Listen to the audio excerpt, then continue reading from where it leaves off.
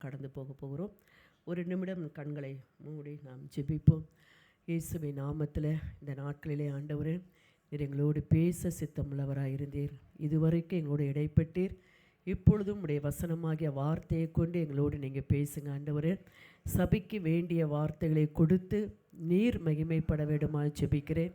அதற்கு மாறாய் கிரீசிற எல்லா தடைகளையும் உடைத்து ஆவியானவர் ஒருவரே நீ நிலை கொண்டிருந்து எங்களோடு இடைபடுவீராக. உடைய பிள்ளைகளுக்கு வேண்டிய வார்த்தைகளை கொடும் அடியாளை மறைத்து நீங்கள் வெளிப்படுங்கப்பா. இயேசுவின் ரத்தம் ஜெயம், இயேசுவின் ரத்தம் ஜெயம், இயேசுவின் ரத்தம் ஜெயம். இரத்தத்தினால் ஜெயத்தை நான் எடுத்துக்கொள்கிறேன் ஆண்டவரே, இயேசுவின் நாமத்தில் பிதாவே, ஆமென். கர்த்தருடைய நாமத்திற்கு மகிமை உண்டாகட்டும். இந்த நாளிலும் கர்த்தருடைய வார்த்தைக்கு நேராக நாம் கடந்து போகிறோம். 2 தீமோத்தேயு 4ஆம் அதிகாரம் 5ஆம் வசனம் தான் இன்றைக்குடைய செய்தியுடைய தலைப்பு. 2 தீமோத்தேயு 4ஆம் அதிகாரம் 5ஆம் வசனம், நீயோ எல்லாவற்றிலும் மன தெளிவுள்ளவனாய் இரு. நீயோ எல்லாவற்றிலும் மன தெளிவு உள்ளவனாய் இரு. யாரை பார்த்து அப்போஸ்தலனாகிய பவுல் இந்த வார்த்தையை சொன்னார் என்று சொன்னால், யாரை பார்த்து சொன்னார், எப்பொழுது சொன்னார் என்று பார்க்கும் பொழுது 4ஆம் அதிகாரத்தில் நாம் வாசிக்கும் பொழுது, இளம் வாலிப ஊழியக்காரனாக இருக்கிற தீமோத்தேயுவுக்கு கொடுக்கிற ஒரு ஆலோசனை. நான் தேவனுக்கு முன்பாகவும் உயிரோடு இருக்கிறவர்களையும் மரித்தவர்களையும் நியாயத்தீர்க்க போகிற கர்த்தராகிய இயேசு கிறிஸ்துக்கு முன்பாகவும் அவருடைய பிரசன்னமாகுதலையும் அவருடைய ராஜ்யத்தையும் சாட்சியாக வைத்து கட்டளையிடுகிறதாவது. பாருங்க, ஒரு கூட இருக்கிற ஒரு வாலிப ஒரு தீமோத்தேயு ஆகிய உடன் ஊழியருக்கு அப்போஸ்தலனாகிய பவுல் கட்டளையிட்டு சொல்கிறது என்னவென்றால், நீ எப்படி இருக்கணும், நான் இன்னும் கொஞ்ச காலத்தில் பானபலியாய் வார்க்கப்பட்டு நான் போக போகிறேன், ஆனால் இனி நீ எப்படி சபைக்குள்ளாக சபையில் இருக்கிற ஜனங்களை எப்படி நடத்த வேண்டும் என்பதற்காக அவர் என்ன சொல்லப்போனால், மரிப்பதற்கு முன்பாக சிலர் என்ன செய்வாங்க, பெற்றோரை என்ன செய்வாங்க, பிள்ளைகளை குடும்பத்தாரை குறித்து சில காரியங்களை சொல்வார்கள் இல்லையோ. அதே போல் அப்போஸ்தலனாகிய பவுல் இந்த உலகத்தை விட்டு போக போகிறாரு. அதற்கு முன்பாக தீமோத்தேயு சொன்ன வார்த்தையை தான் வாசிக்க கேட்கிறோம். சமயம் வாய்த்தாலும் வாய்க்காவிட்டாலும் ஜாக்கிரதையாய் திருவசனத்தை பிரசங்கம் பண்ணு. எல்லா நீடிய சாந்தத்தோடும் உபதேசத்தோடும் கண்டனம் பண்ணி கடிந்து கொண்டு புத்தி சொல்லு. ஏனென்றால் அவர்கள் ஆரோக்கியமான உபதேசத்தை பொறுக்க மனது இல்லாமல் செவித்திறனை உள்ளவர்களாகி தங்கள் சுய இச்சைகளுக்கு ஏற்ற போதகர்களை தங்களுக்கு திரளாக சேர்த்து கொண்டு, ஆரோக்கியமான உபதேசத்தை பொறுக்க மனதில்லாமல். எது ஆரோக்கியமான வசனம் என்று சொன்னால், மேலே சொல்லப்பட்ட அந்த வசனத்தை நீ புத்தி சொல்கிற அந்த வசனம் அவங்களுக்கு எப்படிப்பட்டது, ஆரோக்கியமான உபதேசத்தை பொறுத்துக்கொள்ள அவங்களுக்கு என்ன இருக்காது, மனது இருக்காது. ஆகினாலே இப்படி செவித்திறனை உள்ளவர்களாகி தங்கள் சுய இச்சைகளுக்கு ஏற்ற போதகர்களை தங்களுக்கு என்ன செய்வார்கள், திரளாக சேர்த்து கொண்டு. இந்த நாட்களிலே நமக்கு அநேக ஊழியர்களை அறிந்து கொள்ள பழக அவருடைய வார்த்தைகளை கேட்க நமக்கு நிறைய வாய்ப்புகள் இந்த நாட்களில் நமக்கு உண்டு. இந்த ஒரு மெசேஜ் மட்டும் நீங்கள் கேட்க போகிறதில்ல, இன்னும் அநேக யூடியூப்பில் வர மெசேஜெல்லாம் நீங்கள் கேட்பீங்க. அதனால தான் அந்த வசனம் அப்பவுமே சொல்லி வச்சுட்டாரு. அநேக என்ன செய்வார்கள், தங்கள் சுய இச்சைகளுக்கு ஏற்ற போதகர்களை தங்களுக்கு திரளாக சேர்த்து கொண்டு சத்தியத்திற்கு செவியை விலக்கி கட்டுக்கதைகளுக்கு சாய்ந்து போடும் காலம் வரும். இது எப்போ சொன்னார், அப்போஸ்தலனாகிய பவுல் ஊழியம் செய்த காலத்திலே சொல்லிட்டார். இன்றைக்கு அது நடந்து கொண்டு தான் இருக்கிறது. சத்தியத்திற்கு செவியை விலக்கி கட்டுக்கதைகளுக்கு சாய்ந்து போகும் காலம் வரும். ஆனால் நீயோ எல்லாவற்றிலும் எப்படி இரு, மன தெளிவுள்ளவனாயிரு. இன்றைக்கும் கர்த்தர் நம்முடைய சபைக்கு கொடுக்கிற வார்த்தை நான் வாசித்த இந்த வசனத்தில் உள்ளது போலலாம் இருக்கலாம். ஆனால் நீயோ எல்லாவற்றிலும் எப்படி இரு, மன தெளிவுள்ளவனாயிரு. இன்றைக்கு ஆவியானவர் சபைக்கு சொல்கிற வார்த்தை, சபை மக்களாகிய நீங்கள் அநேக போதகர்களை நீங்கள் சேர்த்து கொண்டாலும், அநேகர் போதருடைய வார்த்தைகளை உபதேசத்தை நீங்கள் கேட்டாலும், எல்லா வார்த்தைகளையும் நீ கேட்டாலும் எல்லாவற்றிலும் எப்படி இருக்க வேண்டும், மன தெளிவுள்ளவனாக இருக்க வேண்டும். தெளிவு உள்ளவர்களாக இருக்க வேண்டும் என்று ஆவியார் நமக்கு சொல்லுகிறார். அப்படியானால் நல்லா புரிஞ்சுக்கொள்ளுங்கள், தனிப்பட்ட விதத்திலும் ஒவ்வொருவருக்கும் சொல்லப்பட்ட வார்த்தையாக இதை எடுத்துக்கொள்ளுங்கள். நான் எல்லாவற்றிலும் மன தெளிவுள்ளவனாக இருக்க வேண்டும். நான் எல்லாவற்றிலும் மன தெளிவுள்ளவளாக இருக்க வேண்டும் என்று ஒவ்வொருவரும் தனிப்பட்ட விதத்திலே நீங்கள் எடுத்துக்கொள்வீர்களானால் உங்களுடைய மனம் தெளிவு அடையும் போது நீங்களோட ஒரு ஆவிக்குரிய ஜீவியத்தில் ஒரு எழுப்புதல் உங்களுக்குள்ளாய் உண்டாகும். இன்றைக்கு நம்முடைய மனம் தெளிவு அல்லாததுனாலேயே ஆவிக்குள்ளாக ஒரு எழுப்புதல் நமக்குள்ளாக என்ன செய்யலை, வர முடியல. இன்றைக்கு சபையை பார்த்து கர்த்தருடைய ஆவியானவர் சொல்லுகிறது, நீ எல்லாவற்றிலும் என்ன செய், மன தெளிவுள்ளவனாயிரும். அப்படியானால் நம்ம யோசிப்போம், நம்முடைய குடும்பத்தில் இருக்கிற தலைவராக இருக்கட்டும், தலைவியாக இருக்கட்டும், பிள்ளைகளாக இருக்கட்டும், முதலாவது உங்கள் குடும்பத்தை குறித்த ஒரு மன தெளிவு உங்களுக்குள்ளாக இருக்க வேண்டும். நம்முடைய குடும்பத்தை குறித்து ஒரு மன தெளிவு இருக்க வேண்டும். 2 கொரிந்தியர் 4ஆம் அதிகாரம் 4ஆம் வசனம் இப்படியாய் சொல்லுகிறது. 2 கொரிந்தியர் 4ஆம் அதிகாரம் 4ஆம் வசனம், தேவனுடைய சாயலாக இருக்கிற கிறிஸ்துவின் மகிமையான சுவிசேஷத்தின் ஒளி, தேவனுடைய சாயலாக இருக்கிற கிறிஸ்துவின் மகிமையான சுவிசேஷத்தின் ஒளி அவிசுவாசிலாகிய அவர்களுக்கு பிரகாசமாக இராதபடிக்கு இப்பிரபஞ்சத்தின் தேவனானவன் அவர்களுடைய மனதை குருடாக்கினான் என்று அப்போஸ்தலனாகிய பவுல் புறஜாதிகளை குறித்து சொல்கிறாரு. ஆனால் இன்றைய காலங்களில் சபைக்குள் இருக்கிற ஒவ்வொருடைய விசுவாசிகளுடைய மனக்கண்கள் பிரகாசம் அடையாதபடி அவன் குருடாக்கி வைத்திருக்கிறான். சபைக்கு தான் வருகிறோம், சத்தியத்தை தான் கேட்கிறோம், வசனத்தை தான் வாசிக்கிறோம்.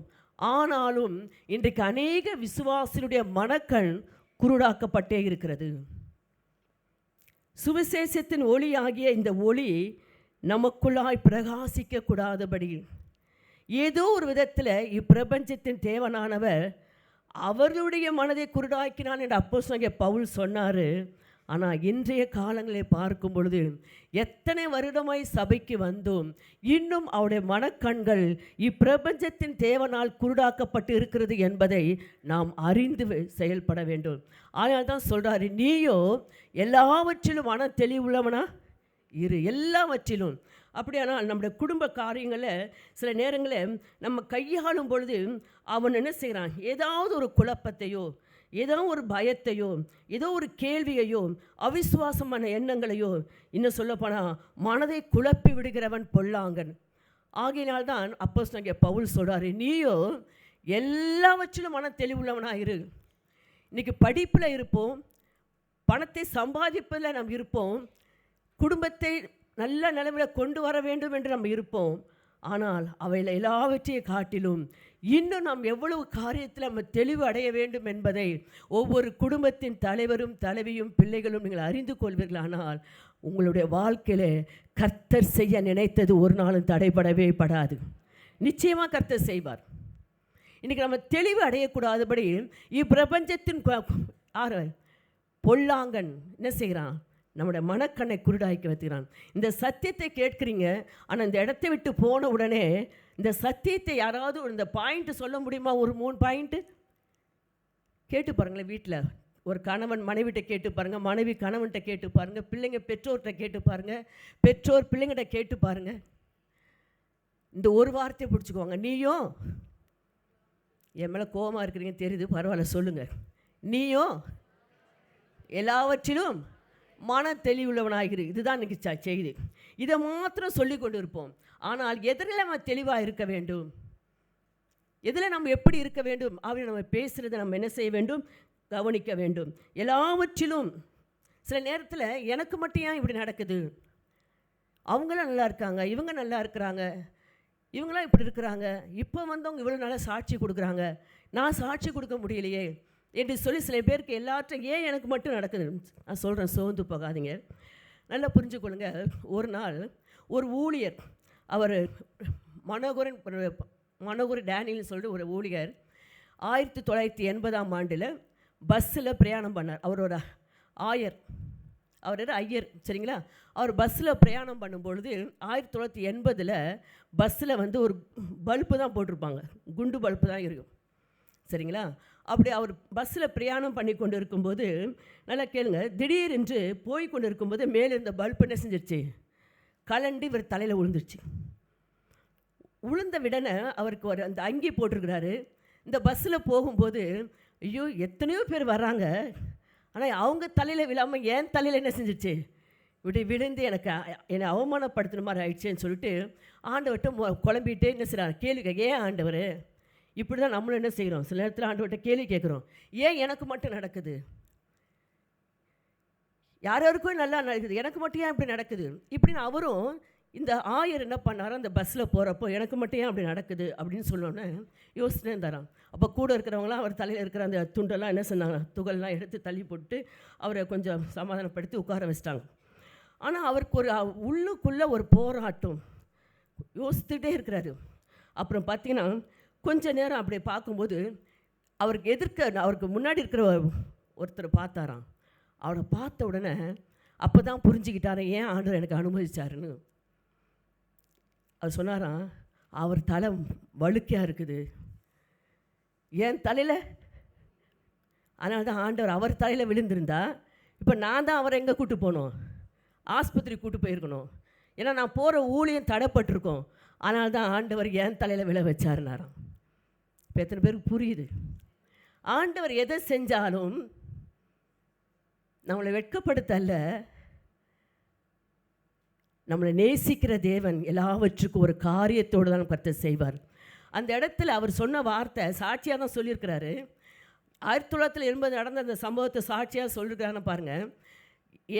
எனக்கு முன்னாடி இருக்கிற தலையில் விழுந்திருந்தார், அவருக்கு காயப்பட்டிருக்கும்.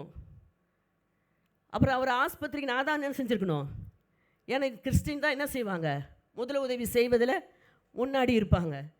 அப்போ ஆயர் நான் அந்த அங்கேயோடு இருக்கிறேன், நான் கண்டுக்காமல் இருக்க முடியாது, நான் தான் என்ன செஞ்சுருக்கணும், ஆஸ்பத்திரி கூட்டு போயிருக்கணும்.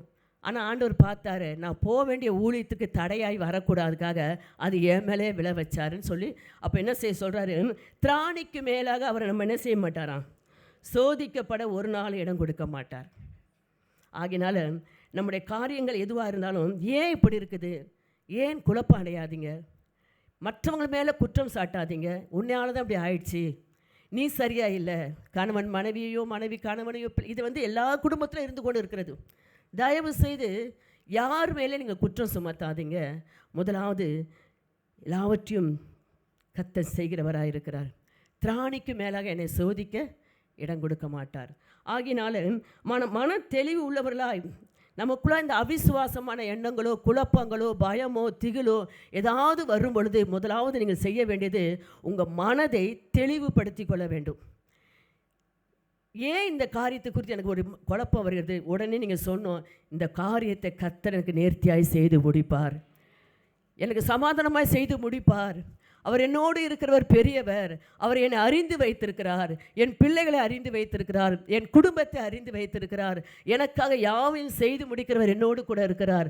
ஆகினால் நான் எது குறித்து கலங்க மாட்டேன், பயப்பட மாட்டேன், நான் சோர்ந்து போக மாட்டேன், அவிசுவாசமான வார்த்தைகளை பேச மாட்டேன். நீங்கள் அறிக்கை செய்யும் பொழுது தான் உங்களுடைய மனது தெளிவடையும்.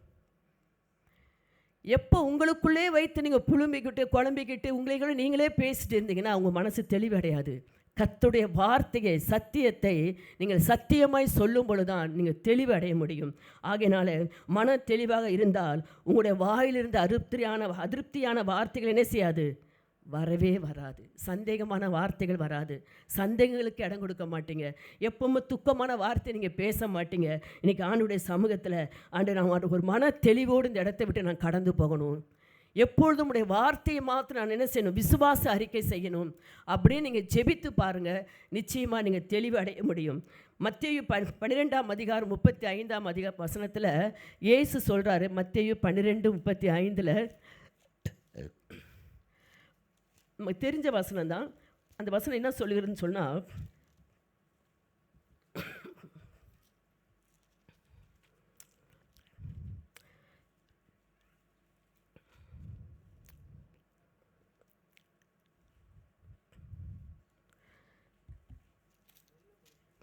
நல்ல மனுஷன் இருதயமாகிய நல்ல பொக்கிஷத்திலிருந்து நல்லவைகளை எடுத்து காட்டுகிறான், பொல்லாத மனுஷன் பொல்லாத பொக்கிஷத்திலிருந்து பொல்லாதவைகளை எடுத்து காட்டுகிறான்.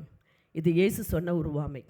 நல்ல மனுஷன் இருதயமாகிய நல்ல பொக்கிஷத்திலிருந்து நல்லவைகளையே எடுத்து காட்டுகிறான். அப்படியானால் உங்களுடைய இருதயத்தில் நல்ல பொக்கிஷமாகிய கர்த்தருடைய வார்த்தை, ஜீவனுள்ள வார்த்தை உங்களுடைய இருதயத்தில் இருக்குமானால் அது நல்லதாகவே நீங்கள் என்ன செய்வீங்க? எடுத்து பேசுவீங்க. வாயை திறந்தாலே இதுதான் வரும். வாயை திறந்த எதுவும் வராதா? என்ன தான் பேசுவீங்க? ஒரு கணவர் சொல்கிறாரு, என் சூழ்நிலை இப்படி இருக்குது. மனைவி சொல்லணும், கவலைப்படாதீங்க, நமக்குள் இருக்கிறவர் பெரியவர், நமக்காக யாவையும் என்ன செய்வார்? செய்து முடிப்பார். அதிரதன் காலத்தில் நேர்த்தியாக செய்கிறவர் அப்படின்னு உங்களால் என்ன முடியும்? அந்த நல்ல இதயமாகிய பொக்கிஷத்தில் நல்ல வார்த்தை இருந்தால் அதுதான் உங்கள் வாயிலேருந்து வரும். இல்லாவிட்டால் என்ன செய்வீங்க? சண்டை போடுவீங்க, வாக்குவாதம் பண்ணுவீங்க, ஏதாவது அவிசுவாசமான வார்த்தைகளை பேசி அவங்கள துக்கப்படுத்துவீங்க. தயவு செய்து நீங்கள் எல்லாவற்றிலும் மன தெளிவுள்ளவனாக இருன்னு சொன்னால், முதலாவது நல்ல மனுஷனாகிய இருதயமாகிய நல்ல பொக்கிஷத்திலிருந்து நல்லவைகளை என்ன செய்கிறான்? எடுத்து காட்டுகிறான். பொல்லாத மனுஷன் பொல்லாத பொக்கிஷத்திலிருந்து பொல்லாதவைகளை என்ன செய்கிறான்? எடுத்து காட்டுகிறான். ஆகையினால நீங்கள் மன தெளிவு உள்ளவர்களாக இருக்க வேண்டுமானால் கர்த்தருடைய வசனம் மாத்திரம் உங்கள் வாயிலிருந்து வர வேண்டும். பிள்ளைகிட்ட பேசினா கூட கர்த்தருடைய வசனத்தை வச்சு பேசுங்க. கர்த்தர் இப்படி சொல்லியிருக்கிறாரு, உன்னை கொண்டு பெரிய காரியங்களை செய்வார். பிள்ளைங்க எப்படி வேணால் இருக்கட்டும், நீங்கள் அவங்களோட குறைவுகளையும் குற்றங்களையும் சொல்லி சொல்லி அவங்கள வேதனைப்படுத்தாதீங்க. இல்லை, உன்னை ஆண்டவர் இப்படி மாற்ற போகிறாரு, இந்த காரியத்தில் கர்த்தர் உனக்கு உதவி செய்ய போகிறாரு, இந்த காரியத்தை உன்னை கூட தான் செய்ய போகிறாரு. அடிக்கடி உங்களுடைய பிள்ளைங்கிட்ட நல்லதே நீங்கள் பேசி பாருங்கள். அந்த பிள்ளைகள் சோர்ந்து இருந்தாலும் இல்லை வழி தவறி இருந்தாலும் அந்த பிள்ளைகள் என்ன செய்வார்கள்? கர்த்தருக்காக எழும்புகிற பிள்ளைகளாய் மாறுவார்கள். இன்றைக்கு நாமே அவர்களை மட்டம் தட்டி வைக்க அவர்கள் எந்த விதத்திலும் அவங்க படிப்பிலும் முன்னேற முடியாது, ஆவிக்குரிய ஜீவியத்திலும் முன்னேற முடியாது. ஆகினால பெற்றோராகிய நீங்கள் நல்ல இதயமாகிய நல்ல மனுஷன் இதயமாகிய நல்ல பொக்கிஷத்திலிருந்து நல்லவைகளே எடுத்து காட்டுகிறான் என்று சொல்லுவது போல் உங்கள் பிள்ளைங்கிட்ட நல்லதை பேசுங்க. யாரை குறித்து எதை குறித்தும் தேவையில்லாத வார்த்தைகளை பேசி அவங்களுடைய இருதயத்தை கரைப்படுத்தாதீங்க. சில குறைவுகள் இருக்கலாம், சில காரியங்கள் இருக்கலாம் குடும்ப சூழ்நிலையில். ஆனால் அதை என்ன செய்யாதீங்க, மிகைப்படுத்தி பேசாதபடி கர்த்தர் நிச்சயமாய் நமக்காக உனக்காக நியமித்ததை செய்து முடிப்பார். உன்னை கொண்டு அவர் எப்படி மகிமைப்படணும் சித்தம் வைத்திருக்கிறாரோ அதை உன்னை கொண்டு மகிமைப்படுவார் என்று சொல்லி பிள்ளைகளை நீங்கள் சந்தோஷப்படுத்தி உற்சாகப்படுத்தி பாருங்கள். உன்னை வச்சு தான் ஆண்டவர் எங்களை ஆசீர்வதிக்க போகிறான்னு சொல்லி பாருங்களேன். நான்லாம் அப்படி தான் சொல்வேன், உன்னை வச்சு தான் உங்கள் பெற்றோரை ஆசீர்வதிக்க போகிறார். வாலிப பிள்ளைகளை பார்க்கும்போது அதற்கு ஏற்றவாறு இங்கே என்ன செய்யுங்க? நடங்க. கர்த்தருடைய வசனத்தை கை கொள்ளுங்க. கர்த்தருடைய வசனத்தின்படி இங்கே பற்றி கொள்ளுங்க. உங்களை வச்சு தான் உங்களுடைய பிள்ளைகளை என்ன செய்வார்? பெற்றோரை கர்த்தரை ஆசீர்வதிக்க முடியும்.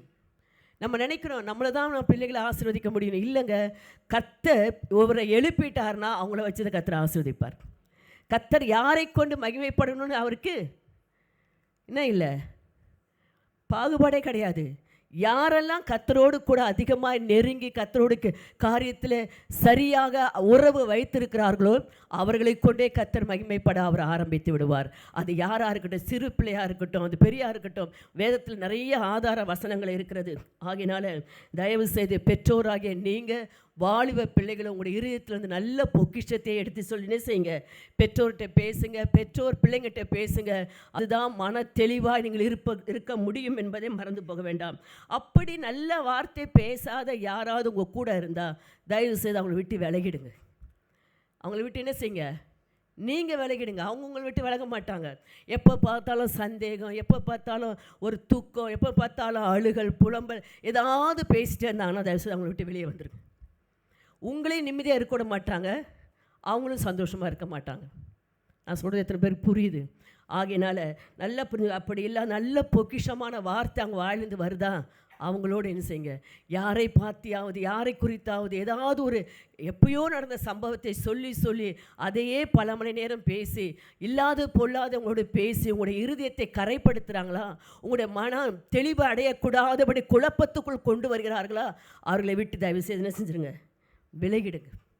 லூக்கா எழுதின சுவிசேஷம் 1ஆம் அதிகாரத்தில் அவர் வைத்தியர் அவர் சொல்கிற வார்த்தை நான் வாசிக்கிறேன். 1ஆம் அதிகாரம் முதல் 2 வசனம். மகா கணம் பொருந்திய தொயப்பெழுவே, நாங்கள் முழு நிச்சயமாய் நம்புகிற சங்கதிகளை. என்ன நிச்சயம்? முழு நிச்சயமாக நம்புகிற சங்கதிகளை ஆரம்பம் முதல் கண்ணார கண்டு வசனத்தை போதித்தவர்கள் எங்களுக்கு ஒப்புவித்தபடியே அவைகளை குறித்து சரித்திரம் எழுத அநேகர் பேர் என்ன செய்தார்கள்? ஏற்பட்டபடியினால். ஆரம்பம் முதல் கண்ணார கண்டு வசனத்தை போதித்தவர்கள் எங்களுக்கு ஒப்புவித்தபடியே அவைகளை குறித்து சரித்திரம் எழுத அநேகர் பேர். அப்போ என்ன அர்த்தம்? குழப்பர்களுக்கு கண்ணார கண்டு ஆரம்பம் முதல் கர்த்தருடைய வசனத்தை வைத்து உங்களுக்கு போதித்து உங்களை நடத்துகிற உங்களுடைய பெற்றோராக இருக்கலாம், கணவராக இருக்கலாம், மனைவியாக இருக்கலாம், என் ஊழியர்கள் கூட இருக்கலாம், அவர்களை நீங்கள் என்ன செய்யுங்க? பின்பற்றுங்க. அந்த மன தெளிவு உங்களுக்கு. நீயோ எல்லாவற்றிலும் எப்படி இரு? மன தெளிவுள்ளவனாயிரு. தெளிவுள்ளவனாக இல்லை, மன தெளிவுள்ள. மனதில் தான் முக்கியம். இன்றைக்கு பிசாசு அநேகருடைய மனதை மன ரீதியாக ஒரு பாதிப்பை கொடுத்து வச்சிடறான். இந்த மனரீதி பாதிப்பு மாத்திரை போட்டால் கூட சில பேருக்கு என்ன செய்யாது? சரியாகாதுங்க. நீங்கள் வேணால் போய் பாருங்கள், மன ரீதியாக பாதிக்கப்பட்டிருக்காங்கன்னு போய் சொல்லி அவங்கள்ட்ட கொடுத்தீங்கன்னா மாத்திரை கொடுத்துருவாங்க. 1 மாதத்துக்கு சாப்பிட்டு தூங்க வேண்டியதான். இந்த மன ரீதியாக பாதிக்கப்படுவதற்கு காரணம் என்ன? அவர்கள் ஏதோ ஒரு விதத்தில் யார் மூலமாகவோ காயப்பட்டிருப்பாங்க. வார்த்தையினால், செய்கையினால், ஏதோ ஒரு காரியத்தில் அவங்க என்ன செஞ்சுருப்பாங்க? காயப்பட்டிருப்பாங்க. அதை வச்சு தான் அவங்க மனநிலைமைக்குள்ளே என்ன செய்கிறாங்க? மன ரீதியாக பாதிக்கப்படுறாங்க. இன்றைக்கி அநேக குடும்பங்களில் கணவன் மூலமாய் மனைவி பாதிக்கப்படலாம், மனைவி மூலமாய் கணவர் பாதிக்கப்படலாம், பிள்ளைகள் மூலமாய் பெற்றோர் பாதிக்கப்படலாம், பெற்றோர் மூலமாய் பிள்ளைகள் பாதிக்கப்படலாம். நான் தயவு சொல்லி சொல்கிறேன், எல்லாவற்றிலும் மன தெளிவுள்ளவர்களாக இருங்க. எந்த பாதிப்பு வந்தாலும் அது அப்படியே ஏற்றுக்கொள்ளாதீங்க, புறம்பே தள்ளுங்க. உங்களை குறித்து தேவையில்லாத வார்த்தைகளை பேசி உங்களை நோகடித்து உங்களை குற்றப்படுத்தி தேவையில்லாத காரியங்களை உங்களுக்கு விரோதமாக செய்கிறாங்க, பேசுகிறாங்கன்னு தெரிஞ்சால் அவங்கள்ட்ட விலகி நீங்கள் போயிட்டே இருங்க. அது இப்படி பேசிட்டாங்களே, இப்படி சொல்லிட்டாங்களே, இப்படி பண்ணிட்டாங்களே, நீங்கள் சொல்ல நீங்கள் தான் மன ரீதியாக பாதிக்கப்படுவாங்க. பேசுகிறவங்க அமைதியாக சொல்லிட்டு போயிட்டே இருப்பாங்க. இன்றைக்கு உங்களுடைய மனம் தெளிவடைய வேண்டும் என்று தான் கர்த்தர் எதிர்பார்க்கிறார். நீயோ எல்லாவற்றிலும் எப்படி இரு? மன தெளிவுள்ளவனாக இரு. சரி, அப்போ மன தெளிவுள்ளவனாக இருக்க என்ன செய்ய வேண்டும், அட எப்படி இருக்க வேண்டும் என்று சொல்லி ஒரு 3 காரியத்தை நான் சொல்கிறேன். வசனத்தை வாசிக்கிறேன். 2 கொரிந்தியர் 11ஆம் அதிகாரத்தில் 2 கொரிந்தியர் 11ஆம் அதிகாரத்தில் 13ஆம் வசனத்தை 3ஆம் வசனத்தை வாசிக்கிறேன். 11:3. ஆகிலும் சர்ப்பமானது தன்னுடைய தந்திரத்தினாலே ஏவாளை வஞ்சித்தது போல உங்கள் மனதும், நல்லா கேட்டுங்க, உங்கள் மனதும் கிறிஸ்துவை பற்றிய உண்மை நின்று விலகும்படி கெடுக்கப்படுமோ என்று பயந்திருக்கிறேன். அப்போஸ்தலனாகிய பவுல் கொரிந்து படர்ந்த விசுவாசிகளை பார்த்து சொல்கிறாரு, நான் பயந்திருக்கிறேன். எதுக்காக தெரியுமா? சர்ப்பமானது தன்னுடைய தந்திரத்தினாலே ஏவாளை வஞ்சித்தது போல உங்கள் மனதும் கிறிஸ்துவை பற்றிய உண்மை நின்று விலகும்படி கெடுக்கப்படுமோ என்று என்ன செய்கிறேன்? பயந்திருக்கிறேன். அப்படியானால் தந்திரமாய் வஞ்சிக்கிறவரிடமிருந்து நீங்கள் தப்பித்து கொள்ள வேண்டும். எப்படிங்க? தந்திரமாய் வஞ்சிக்கிறவரிடமிருந்து நீங்கள் என்ன செய்யணும்? தப்பித்து கொள்ள வேண்டும். இன்னைக்கு பிசாசு தான் தந்திரமாய் வஞ்சிக்கிறான்னு நினைக்காதீங்க. நம்ம கூட இருக்கிறவங்களே நம்மளை தந்திரமாய் வஞ்சிப்பாங்க. அது வேலை ஸ்தலமாக இருக்கலாம், கூட பிறந்தவர்களாக இருக்கலாம், சொந்த பந்தமாக இருக்கலாம், அக்கம் பக்கம் வீட்டில் உள்ளவங்களாக இருக்கலாம். தந்திரமாய் பேசுகிறாங்க, வஞ்சிக்கிறாங்கன்னா அவங்கள நீங்கள் தப்பித்து கொள்ளுங்கள். அதுதான் தெளிந்த மனம். நீயோ எல்லாவற்றிலும் எப்படி இரு? மனம் தெளிவுள்ளவனாக இருக்கு. உங்கள்கிட்ட ஒருத்தவங்க பேசுகிறாங்கன்னா என்ன பேசுகிறாங்க, எதுக்காக பேசுகிறாங்க, இது பேச வேண்டிய அவசியம் அந்த இடத்துல, இதை சொல்வதனால எனக்கு என்ன பிரயோஜனம், இதனால் என் குடும்பத்தில் என்ன நடக்க போகுது என்பதை கொஞ்சம் செய்யுங்க, மன தெளிவடைங்க. இன்றைக்கி சில பேர் பார்த்தீங்கன்னா அவங்ககிட்ட சிரித்து பேசினா அப்படியே மயங்கிடுவாங்க, இல்லைன்னா அழுது பேசினாங்கன்னா அப்படியே இறங்கிடுவாங்க.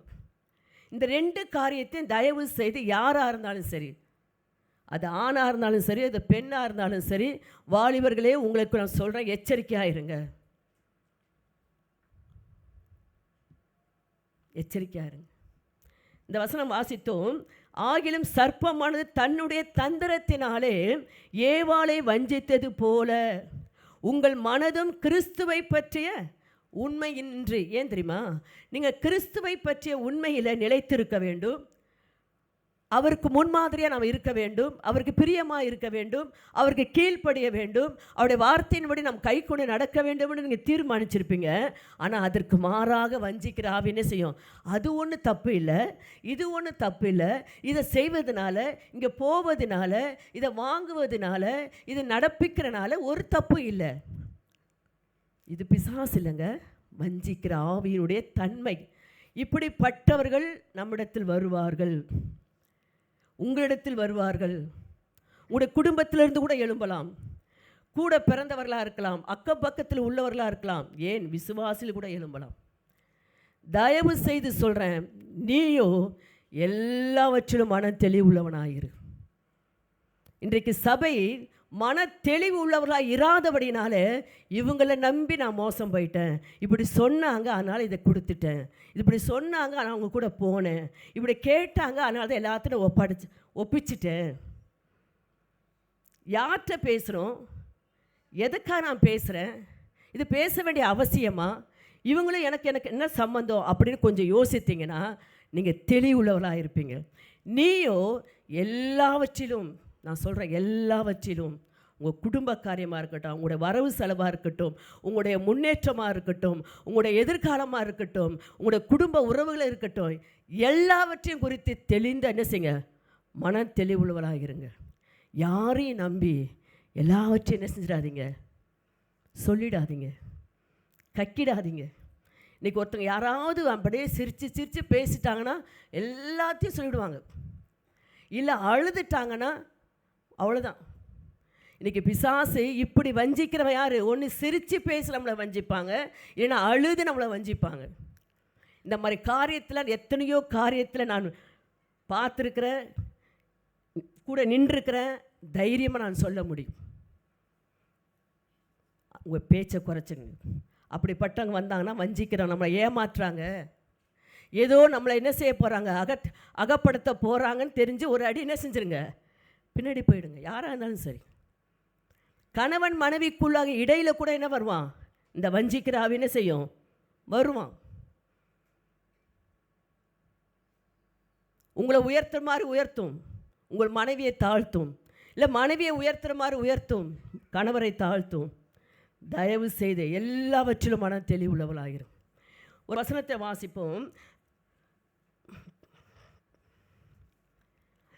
மத்தேயு 24ஆம் அதிகாரம் 4ஆம் வசனத்தையும் 24ஆம் வசனத்தையும் வாசிக்க போகிறோம்.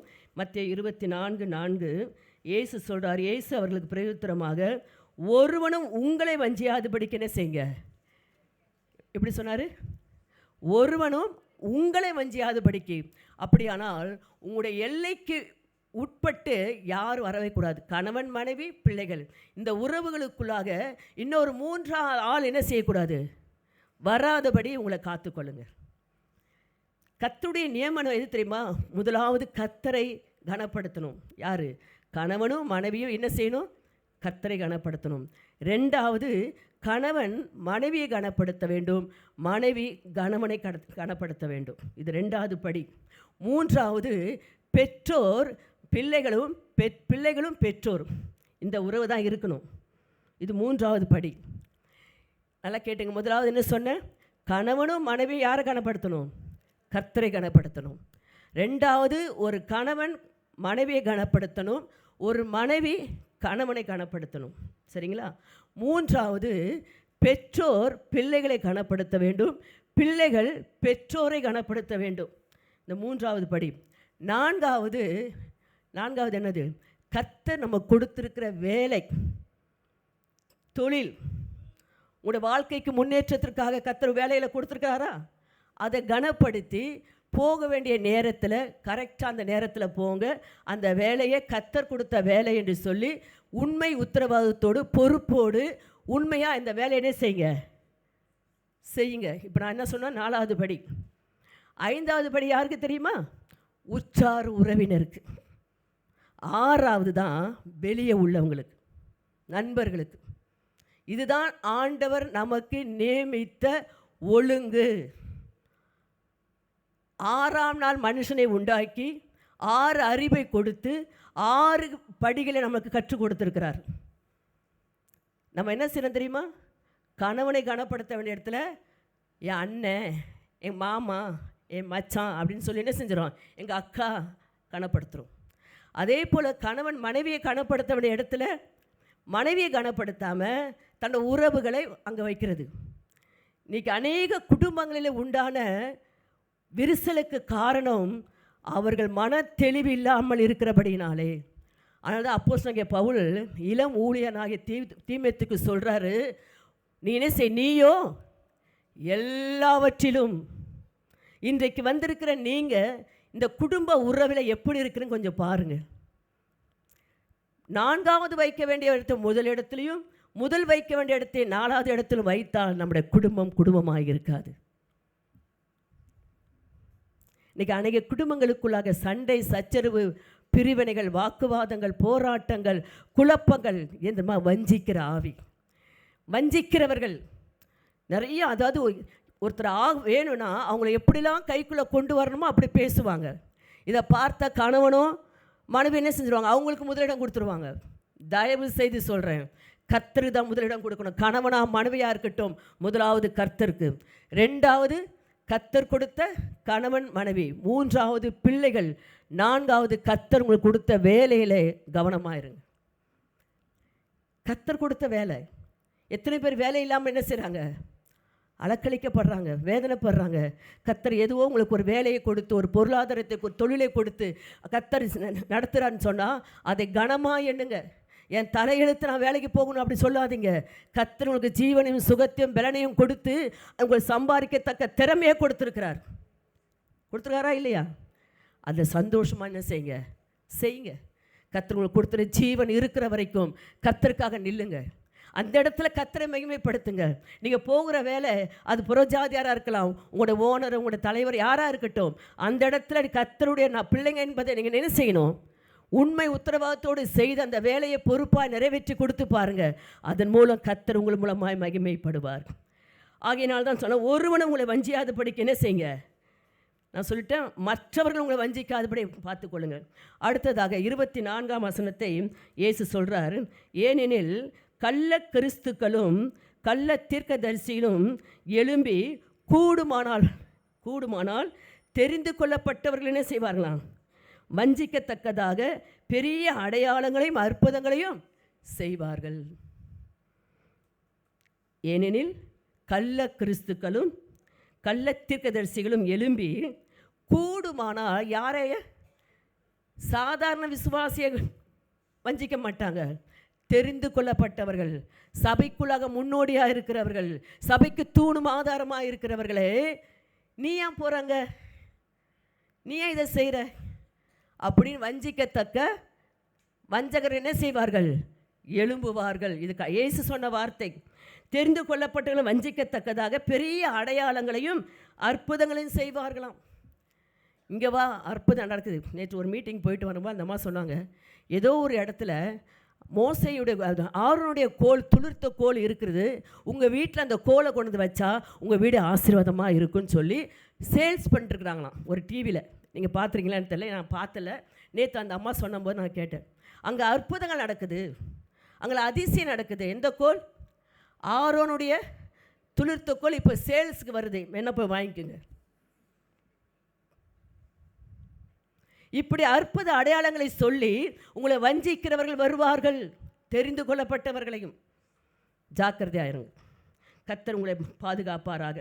யாக்கோபு 1ஆம் அதிகாரம் 22ஆம் வசனத்தில் நாம் வாசிப்போம். யாக்கோபு 1ஆம் அதிகாரம் 22ஆம் வசனத்தில் யாக்கோபு என்ன சொல்கிறார் தெரியுமா?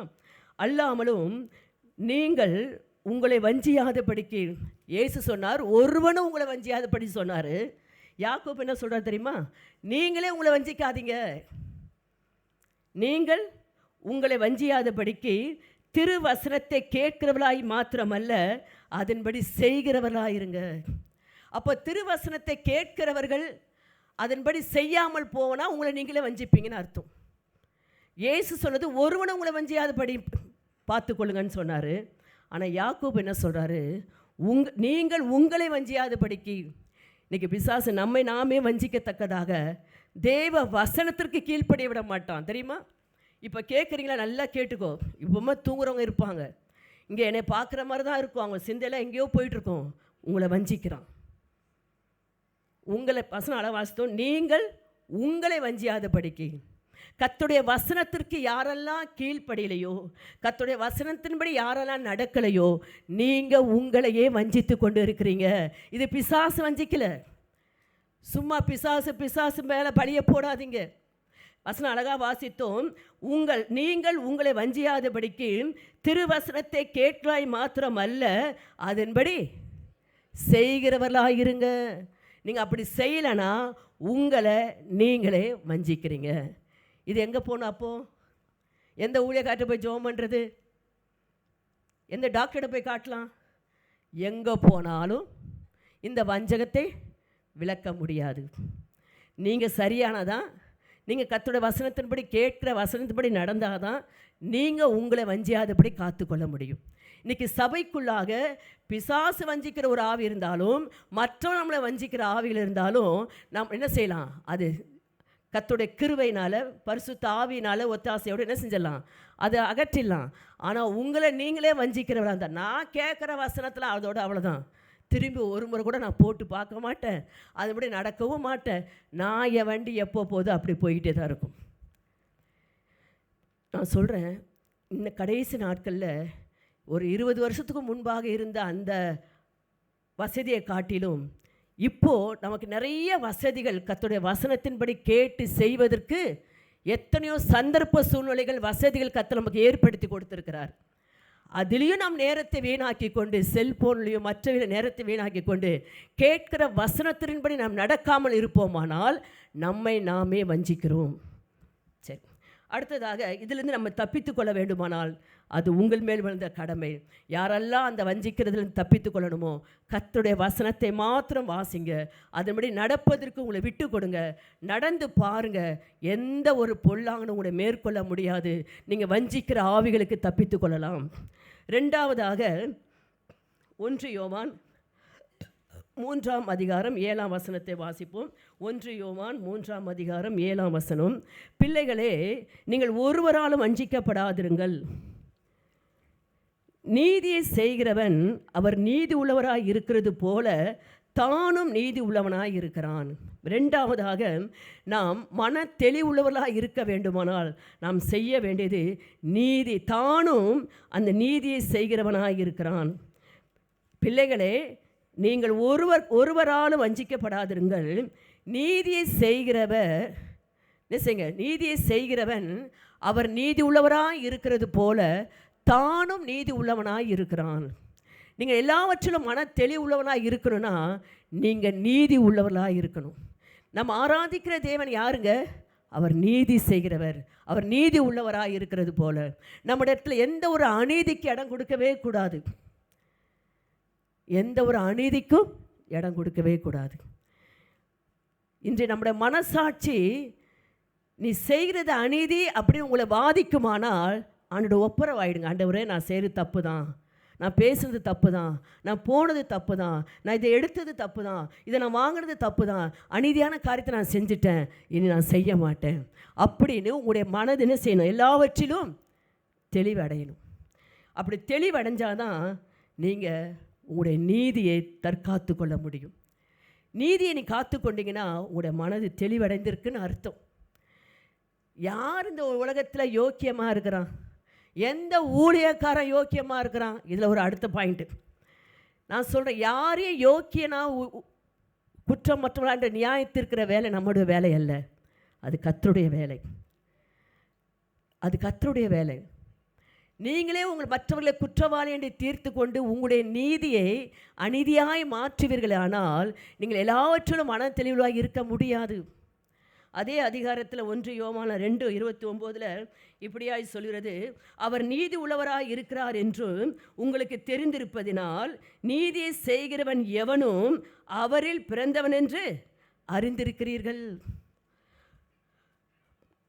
அவர் நீதி உள்ளவராய் இருக்கிறார் என்றும் உங்களுக்கு தெரிந்திருப்பதினால் நீதி செய்கிறவன் எவனும் யாரா? அவரில் பிறந்தவன் என்று அறிந்திருக்கிறீர்கள். இயேசுவினால், இயேசுவுக்குள்ளாக நம்ம பிறந்திருக்கிறோம் என்பதை ஞானஸ்தானத்தில் சொல்கிறோம். ஆனால் நீதி செய்கிறவர்கள் அவருக்குள்ளாய் பிறந்திருக்கிறவர்கள். நீதி செய்கிற எவனும் அவரில் பிறந்தவன் என்று அறிந்திருக்கிறீர்கள். இன்றைக்கி யோசிங்க, நான் நீதி செய்கிறேனா? கொஞ்சம் யோசிங்க. கேட்கும்போதே நீயோ எல்லாவற்றிலும் ஆனால் தெளிவுள்ளவனாயிரு. இந்த சின்ன சின்ன காரியத்தில் தான் நம்ம நீதி என்ன செஞ்சிருவோம்? விட்டுருவோம். அந்த தெளிவு இல்லாமல் போயிடுவோம். குடும்பத்தில் பிள்ளைகளுக்கு செய்ய வேண்டிய நீதியோ, இல்லை பெற்றோருக்கு செய்ய வேண்டிய நீதியோ, இல்லை உறவுகளுக்கு செய்ய வேண்டிய நீதியோ, இல்லை வேலை ஸ்தலத்தில் யாருக்கெல்லாம் நம்ம நீதி செய்யணுமோ அது கரெக்டாக என்ன செய்யுங்க, செஞ்சுருங்க.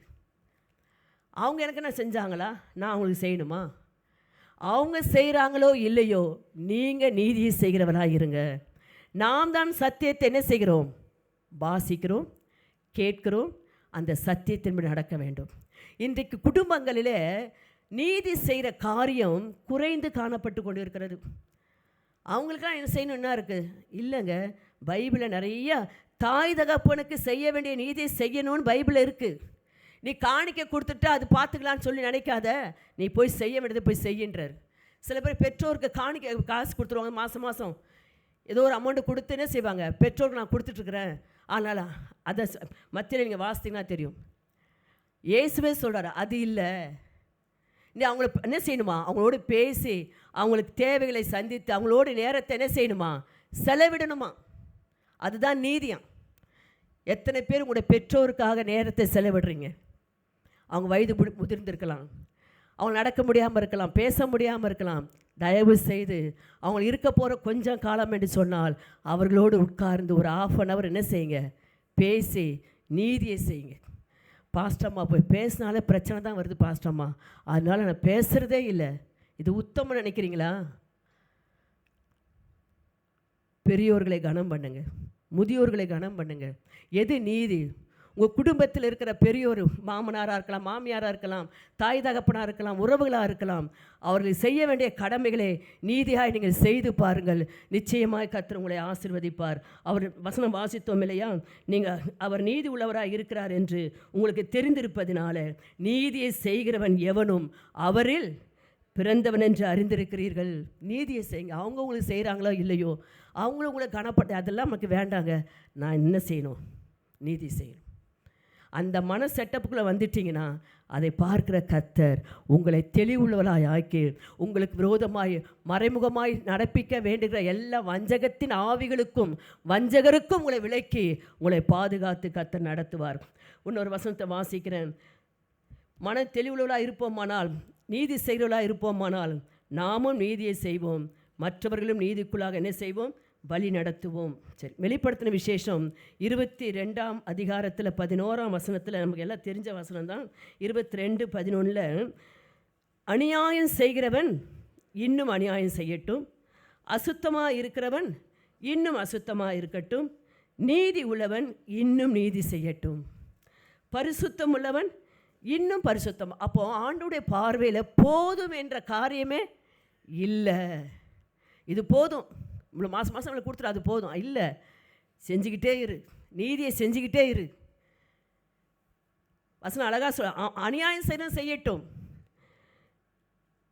அசுத்தமாக இருக்கிறவன் அசுத்தமாக இருக்கட்டும், நீதி உள்ளவன் இன்னும் நீதி செய்யட்டும், அசுத்தமாக இருக்கிறவன் இன்னும் அசுத்தமாக இருக்கட்டும், அவன் இருக்கட்டும், அதை பார்க்காத, நீ நீதிமானவாயிரு. பரிசுத்தம் உள்ளவன் இன்னும் பரிசுத்தமாகட்டும்.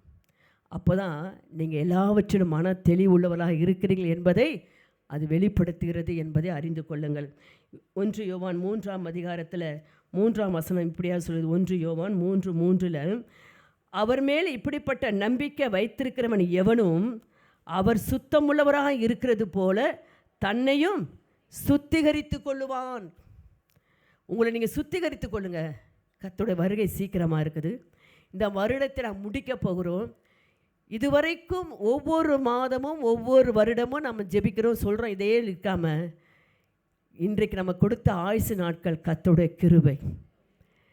இன்றைக்கு நம்ம சபையில் வந்து உட்கார்ந்துருக்கிறோம் அப்படின்னு சொன்னாலும் கர்த்தருடைய கிருபைங்க, கர்த்தருடைய கிருபை. எத்தனை பேர் உட்கார முடியாமல் என்ன செய்கிறாங்க, படுக்கையில் கிடக்கிறாங்க. சுவாசிக்க முடியாமல் என்ன செய்கிறாங்க, ஆக்சிஜன் போயிட்டுருக்கு. எவ்வளவோ நீங்கள் மருத்துவமனையில் போய் பாருங்கள். ஆனால் இன்றைக்கு கர்த்தர் உங்களையும் என்னையும் எவ்வளோ அழகாக அருமையாக நம்மளை நடக்க வைத்து, பார்க்க வைத்து, சாப்பிட வைத்து, நம்மளை செயல்பட வைத்து கொண்டு இருக்கிறாரே. ஆகினாலே அவர் மேல் இப்படிப்பட்ட நம்பிக்கை வைத்திருக்கிறவன் எவனும் அவர் சுத்தமுள்ளவராக இருக்கிறது போல தன்னையும் சுத்திகரித்து கொள்ளுவான். இதை நீங்கள் தான் செய்யணும். இதை பாஸ்டர் செய்ய முடியாது, ஒரு மனைவி செய்ய முடியாது, ஒரு கணவன் செய்ய முடியாது, ஒரு பிள்ளைகள் செய்ய முடியாது, பெற்றோர் செய்ய முடியாது. உங்களை நீங்களே சுத்திகரித்து கொள்ள வேண்டும். இன்றைக்கு எத்தனை பேர் ஆயத்தமாக இருக்கிறீங்க, நான் இதில் மன தெளிவு அடைகிறேன். நீயோ எல்லாவற்றிலும் மன தெளிவுள்ளவனாக இரு. நிச்சயமாக கர்த்தர் உங்களுக்கு உதவி செய்வாராக.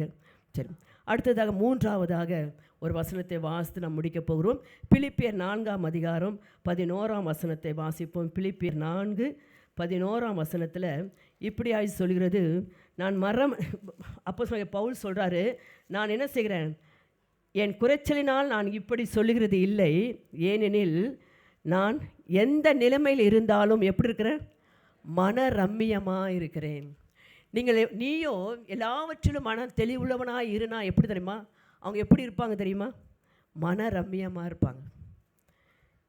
உண்மையாக சொல்கிறேன், எவ்வளோ குறைவு இருந்தாலும், எவ்வளோ தேவைகள் இருந்தாலும் மன ரம்மியமாக இருப்பார்கள். அப்படியானால் நீயோ எல்லாவற்றிலும் மன தெளிவுள்ளவனாக இருக்கணும்னா என்ன செய்யணும் தெரியுமா, மன ரம்மியமாக இருக்க கற்றுக்கொள்ளுங்க. அப்போஸ்தலனாகிய பவுலுக்குள்ள இருந்த அந்த சந்தோஷம், மகிழ்ச்சி இருக்கிறவர்கள் இருக்க பாருங்கள். பொருள்னால் வருகிற மகிழ்ச்சி அல்ல. அப்போஸ்தலனாகிய பவுலை பார்க்கும்போது அவர் எவ்வளவுக்கு எவ்வளவு கிறிஸ்தவர்களையும் கிறிஸ்துவ விரோதமாய் செயல்பட்டாரோ, ஆனால் ரட்சிக்கப்பட்ட உடனே அவர் டோட்டலாக என்ன செஞ்சிட்டார், மாறிட்டார். உண்மையாக நீங்கள் அப்போஸ்தலர் நிருபத்தெல்லாம் படிச்சிங்கன்னா ஆதியில் அவர் பேசின வார்த்தைக்கும் போக போக போக அவருடைய வார்த்தை ஆவிக்குரிய முதிர்ச்சியை காட்டுகிறது. ஆரம்பத்தில் ஆவிக்குரிய வார்த்தை தான் பேசியிருப்பார், ஆனால் இப்போ போக போக முடிகிற பாரு பார்த்திங்கன்னா ஆவிக்குரிய முதிர்ச்சி. இன்றைக்கி ஆவிக்குரிய வளர்ச்சி முக்கியமாக முதிர்ச்சி முக்கியமானு சொன்னால் முதிர்ச்சி தான் முக்கியம். இன்றைக்கி ஆவிக்குரிய ஜீவிதத்தில் நான் வளர்ந்துருக்கிறேனே, நல்லா பாட்டு பாடுவேன், நல்லா ஒர்ஷிப் பண்ணுவேன், நல்லா பிரசங்கம் பண்ணுவேன், நல்லா வசனம் வாசிப்பேன், நல்லா ஜெபம் பண்ணுவேன், நல்லா ஊழியம் செய்வேன். இது வளர்ச்சி இல்லைங்க. ஒரு ஆவிக்குரிய ஜீவிதத்தில் உள்ளவர்களுக்கு வளர்ச்சியை காட்டிலும் முதிர்ச்சி அவசியம். இந்த மன ரம்மியம் வருது பார்த்தீங்களா, அதுதான் முதிர்ச்சி. நீங்கள் பிள்ளைங்களுக்கு எது வாங்கி கொடுத்தாலும் சொல்லுவாங்க, இப்போ லேட்டஸ்ட்டாக என்ன வருது பாருங்கள், அது வாங்கி கொடுங்க. ஏன்னா அவங்களுக்கு என்ன இல்லை, இன்னும் அந்த முதிர்ச்சி அடையலை. அவங்கள திருப்திப்படுத்தவே முடியாது. எவ்வளோதான் நீங்கள் உழுந்து செய்தாலும் இதில் ஏதாவது ஒன்று என்ன செய்வாங்க, குறை சொல்வாங்க. ஏன்னா அவங்களுக்கு மன ரம்மியமாக இருக்க தெரியல, அவங்களுக்கு வளர்ச்சியும் தெரியல, முதிர்ச்சியும் வரல. ஆனால் ஆவிக்குரிய ஜீவியத்தில் எத்தனை வருடமாக நம்ம சபைக்கு வந்து கொண்டு இருக்கிறோம், எத்தனை வருட விசுவாசியாக நாம் இருக்கிறோம். நமக்குள்ளாக ஒரு முதிர்ச்சி வரணுமா வேண்டாமா? நீ எல்லாவற்றிலும் மன தெளிவுள்ளவனாயிரு. இன்றைக்கு உங்களுக்குள்ளாக ஒரு முதிர்ச்சி வர வேண்டும். அதுதான் சொல்கிறார் அப்போஸ்தலனாகிய பவுல், நான் எந்த நிலைமையில் இருந்தாலும் எப்படி இருப்பேன், மன ரம்மியமாக இருக்க என்ன செய்தேன், கற்றுக்கொண்டேன். உங்களுக்கு கற்றுக் கொடுக்க முடியாது, நீங்கள் தான் கற்றுக்கொள்ளணும். அப்படி ஆனால் கொஞ்சம் யோசிங்க. அதே இடத்துல 12ஆம் வசனம் சொல்கிறாரு, தாழ்ந்திருக்கவும் எனக்கு தெரியும், வாழ்ந்திருக்கவும் எனக்கு தெரியும், எல்லா இடத்திலும் எல்லாவற்றிலும் திருப்தியாக இருக்கவும், பட்டினியாக இருக்கவும், பரிபூர்ணம் அடையவும், குறைவுபடவும் என்ன செஞ்சேன், போதிக்கப்பட்டேன். பாருங்கள், அப்போஸ்தலனுடைய ஸ்டேட்மெண்ட் பாருங்கள். தாழ்ந்திருக்கும் எனக்கு தெரியும், வாழ்ந்திருக்கவும் எனக்கு தெரியும், எவ்விடத்திலும் எல்லாவற்றிலும் திருப்தியாக இருக்கவும், பட்டினியாக இருக்கவும், பரிபூர்ணப்படவும் என்ன செஞ்சுருக்கிறேன், குறைவுபடவும் நான் போதிக்கப்பட்டேன். அப்போ என்ன அர்த்தம், யாருங்க அவருக்கு போதிச்சார்? அப்போஸ்தலன் பவுலுக்கு யார் போதிச்சது சொல்லுங்கள்? மூத்த அப்போஸ்தலர்கள். வேதத்தில் சிறைச்சாலையிலிருந்து அநேக காரியத்தை அவர் போதிக்கப்பட்டார், அநேக நிருபத்தை அவர் எழுதியிருக்கிறாரு. மூத்த ஊழியர்கள் சொன்ன காரியத்தை அவர் கேட்டு என்ன செஞ்சார், போதிக்கப்பட்டார். இன்றைக்கு ஊழியர்கள் எத்தனை முறை பேசினாலும் இவங்களுக்கு வேறு வேலையே இல்லை. இவங்க இதை தான் சொல்லுவாங்க, இப்படி தான் பேசுவாங்க. என்ற மன செட்டோடு வர்றதுனால தான் அந்த மன செட்டப் ஆகிடுது. என்ன தான் நீங்கள் ஊதினாலும், குழல் ஊதினாலும், என்ன செய்யுங்க, ட்ரம் அடித்தாலும், எங்களுக்காக என்ன செய்யுங்க, என்ன தான் பண்ணாலும் நாங்கள் இப்படி தான் இருப்போம். அப்போஸ்தலனாகிய பவுலுடைய ஆவிக்குரிய வளர்ச்சிக்கும் முதிர்ச்சிக்கும் பெரிய வித்தியாசம் உண்டு.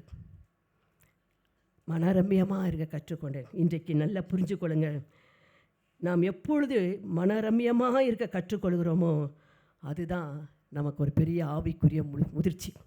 இந்த வார்த்தை அர்த்தம் அப்போஸ்தலனாகிய பவுல் அதை அனுபவித்து காட்டினார்.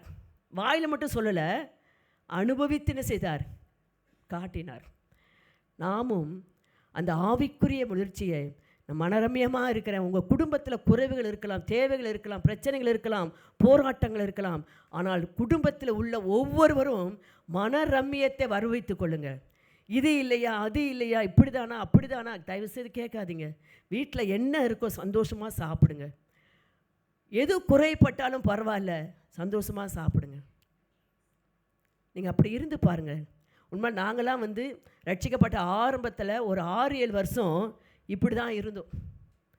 எல்லாவற்றிலும் மனரம்யா. உடுத்த துணி இருக்காது, சாப்பிட ஆகாரம் இருக்காது, படுத்துக்கூட வசதி இல்லைங்க.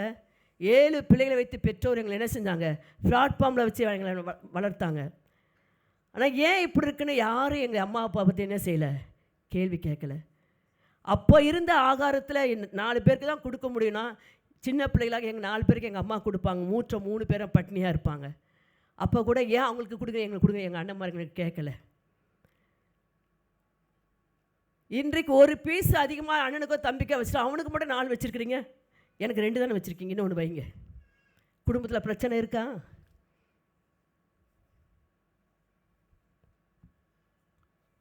நாங்களாம் அன்றைக்கே மனரம்யமாக இருக்க கற்றுக்கொண்டோம். வாழ்ந்திருக்கவும் தெரியும், தாழ்ந்திருக்கவும் தெரியும், பட்டினியாக இருக்கவும் தெரியும். எல்லாவற்றிலும் எந்த இடத்திலும் உட்காரவும் படுக்கவும் எழும்பவும் எங்களுக்கு தெரியும். இப்போ கூட நான் சொல்வேன், எல்லா கூட்டத்துக்கும் போனாலும் என்னை ரொம்ப இது பண்ணுவாங்க, எஸ்பிசி தலைவியாக இருக்குன்ட்டு சத்தம் போடும். பேசாமல் உங்கள் வேலையை பார்த்துருப்போம். என்ன கொடுக்குறீங்களோ சாப்பிடுங்க, உங்களுக்கு ரூமில் வச்சு கொடுக்குறோம், எல்லாரோடு தான் நான் சாப்பிடுவேன், வைங்க. எந்த இடத்துலையும் என்னை தனிமைப்படுத்தி காட்டும் நான் விரும்ப மாட்டேன். அப்படி செஞ்சாங்கன்னா எனக்கு கோபம் தான் வரும். ஏன்னா அந்த சூழ்நிலை கர்த்தர் எங்களை என்ன செய்தார், ஒவ்வொரு காரியமாக எங்களை உருவாக்கினார். எல்லா விதத்தையும் எங்களை உருவாக்கினார். உடையிலிருந்து, ஆகாரத்திலிருந்து, தங்குற இடத்திலிருந்து, எல்லா இடத்துலையும் எங்களை உருவாக்கினார். நாங்கள் மனரம்யமாக இருந்தோம். அன்றைக்கு அந்த மனரம்யம் தாங்க இன்றைக்கு எங்களை நிற்க வைத்திருக்கிறது. கொஞ்சம் யோசிங்க பிள்ளைங்களே, வாலிபர்களே, மனரம்யமாக இருக்க கற்றுக்கொள்ளுங்க. கணவர் மனைவி சொல்கிற மனரம்யமாக இருக்க கற்றுக்கொள்ளுங்க. இது இல்லை அது இல்லைன்னு புலம்பாதீங்க. குறைவுகள் இருக்கும், தேவைகள் அதிகமாக இருக்கும். ஆனாலும் அப்போஸ்தலனாகிய பவுல், அவர் பெரிய பணக்காரர், கோடீஸ்வரன், அவரே இந்த வார்த்தையை சொல்வார். ஆனால் நீங்களே நானே ஏமாத்துறங்க.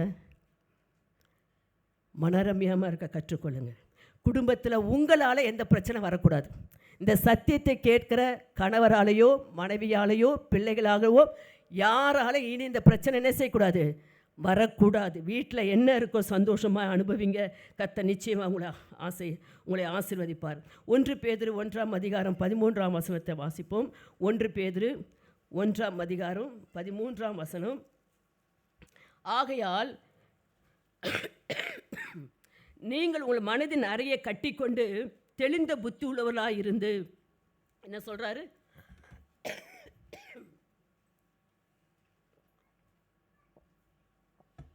ஆகையால் நீங்கள் உங்கள் மனதின் அறையை கட்டிக்கொண்டு, அல்ல அந்த வார்த்தை, நீங்கள் தான் உங்கள் மனதின் அறையை என்ன செய்யணும், கட்டிக்கொண்டு தெளிந்த புத்தி உள்ளவர்களாக இருந்து இயேசு கிறிஸ்து வெளிப்படும் போது உங்களுக்கு அளிக்கப்படும் கிருபையின் மேல் பூரண நம்பிக்கையுள்ளவர்களாக இருங்க. இங்கே குறைப்படலாம், நம்ம விட அவங்களுக்கு அதிகமாக பீஸ் உள்ளலாம், கவலைப்படாதீங்க, மனரம்யமாக இருங்க. நீ கல்யாண வீட்டில் அப்புறம் கூட சண்டை வருது, அவன் வேலைக்கு போய் அவ்வளோ கொட்டுற, நான் முன்னாடி உட்காந்துக்கிறேன், இதெல்லாம் எங்கேயும் நடக்குது. நான் எங்கே போனாலும் மனரம்யமாக இருங்க. உங்களுக்கு பக்கத்துலையில் போடுறாங்களா, உங்களுக்கு போடலையா, பரவாயில்ல, இருக்கிறத சாப்பிட்டு சந்தோஷமாக வாங்க. அந்த இடத்துல போய் என்ன செய்யாதீங்க, ஆண்டு நாமத்தை வீணிலே வழங்காதீங்க. இன்றைக்கி சில பேர் கல்யாணத்தில் கூட விட்டு வைக்க மாட்டாங்க. யார்? விசுவாசியை சொல்கிறேன். புறஜாதிங்க அப்படி இருந்தாங்கன்னா அவங்களுக்கு தெரியாது. கல்யாண வீட்டில் கூட என்ன செய்வாங்க? தயவு செய்து மன ரம்மியத்தை வர வைத்துக் கொள்ளுங்க. ஒரு மனதின் அறையை கட்டி கொண்டு தெளிந்த புத்தி உள்ளவர்களாக இருங்க. மனதின் அறையை என்ன செய்யுங்க? முதலாவது கட்டி கொள்ளுங்க. எங்கே போனாலும் அந்த வார்த்தை மீறாதபடி என் மனதை நான் கண்ட்ரோல் பண்ண. சில பேருக்கு சில காரியங்கள் நடக்கும்போது கோபம் வரும். அவங்கள அப்படியே பார்ப்பாங்க. அவங்க பார்க்குற பார்வையை ஏதோ ஒன்று சொல்ல போகிற மாதிரி இருக்கும். அது உங்களுக்கு தேவையில்லை. அமைதியாக இருங்க, அமைதியாக இருங்க. ஏதாவது ஒரு இடத்துல நம்ம ஒரு பொதுவான இடத்துல போனால் அவங்க என்ன பண்ணுறாங்களோ பண்ணிட்டு போட்டோம். உங்களை கூப்பிட்ருக்காங்களா, போய் உட்காந்துட்டு சாப்பிட்டு முடிச்சுட்டு பேசாமல் வாங்க, இப்படி பண்ணிட்டாங்க அப்படி பண்ணிட்டாங்க, அங்கே போய் அழப்ப வந்துருப்பாங்க. நமக்கு தேவையில்லாத வார்த்தை. பாருங்கள், இன்னொரு வசனத்தை வாசிக்கிறேன். எபேசியர் 4ஆம் அதிகாரம் 11ஆம் வசனம். எபேசியர் 4ஆம் அதிகாரம் 11ஆம் வசனத்தில், மேலும் நாம் அனைவரும் தேவனுடைய குமாரனை பற்றும் விசுவாசத்திலும் அறிவிலும் ஒருமைப்பட்டவர்களாகி கிறிஸ்துவனுடைய நிறைவான வளர்ச்சியின் அளவுக்கு தக்க பூரண புருஷராக மட்டும். நல்லா கேட்டுக்கொள்ளுங்க. நம்ம எப்படி ஆகும்? மனரம்பியத்தை எது வரைக்கும் கொண்டு போகணுமா? பூரண புருஷராக வரைக்கும். வசனம் அழகாக வாசித்தேன். நாம் அனைவரும் தேவனுடைய குமாரனை பற்றும் விசுவாசத்திலும் அறிவிலும் ஒருமைப்பட்டவர்களாகி, அவருடைய விசுவாசத்திலும் அவருடைய அறிவிலும் ஒருமுனைப்பட்டவர்களாகி கிறிஸ்துனுடைய நிறைவான வளர்ச்சியின் அளவுக்கு தக்கதாக பூர்ண புருஷராக வரைக்கும். நம்முடைய மனரம்யம் எது வரைக்கும் இருக்கணும்? ஒரு நாள், 2 நாள், 1 மாதம், 1 வருஷம் இல்லைங்க.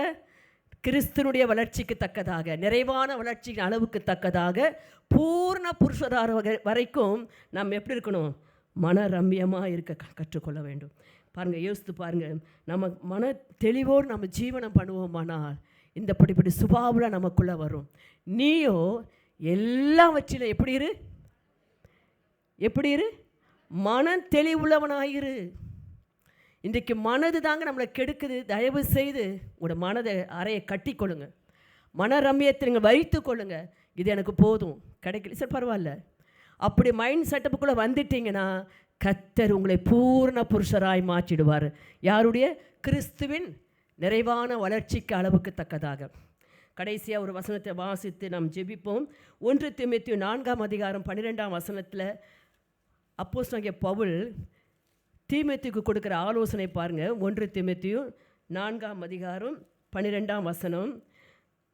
உன் இளமையை குறித்து ஒருவனும் உன்னை அசட்டை பண்ணாதபடிக்கு நீ வார்த்தையிலும் நடக்கையிலும் அன்பிலும் ஆவியிலும் விசுவாசத்திலும் கற்பிலும் விசுவாசிகளுக்கு என்ன செய்?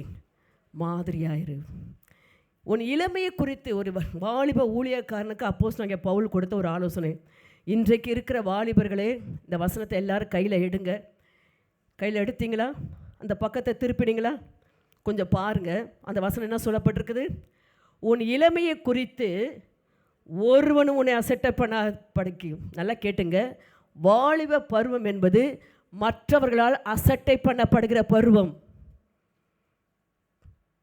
உங்கள் பருவம் மற்றவர்களால் என்ன செய்ய, பெரியோர்களால் அசட்டை பண்ணப்படுகிற பருவம். ஆனால் இந்த பருவத்தில் நீங்கள் எப்படி இருக்க வேண்டும்? நீங்கள் ஒரு தெளிந்த புத்தி உள்ளவளாக மன தெளிவாக இருக்க வேண்டும் என்று தான் இன்றைக்கு கர்த்தர் உங்களோடு பேசுகிறார். ஒருவனும் உன்னை அசட்டை பண்ணாதபடிக்கு நீ வார்த்தையில்,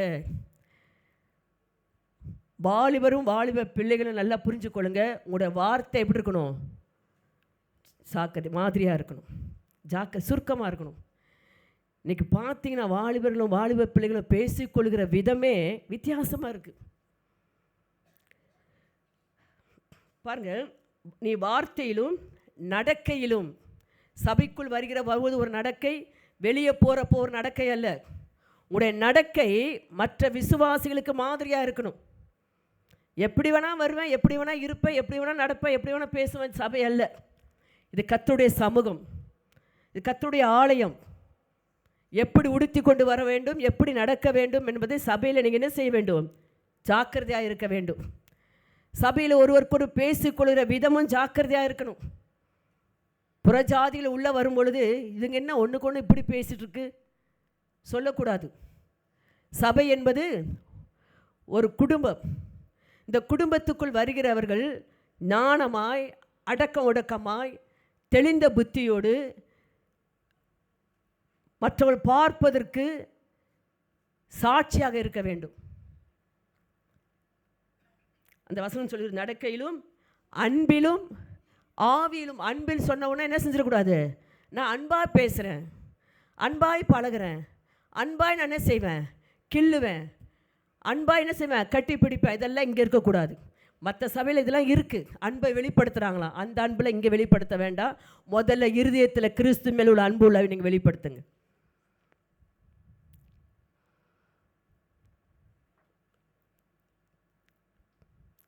ஆவியிலும் விசுவாசத்திலும் கற்பிலும் விசுவாசிகளுக்கு மாதிரியாயிரு.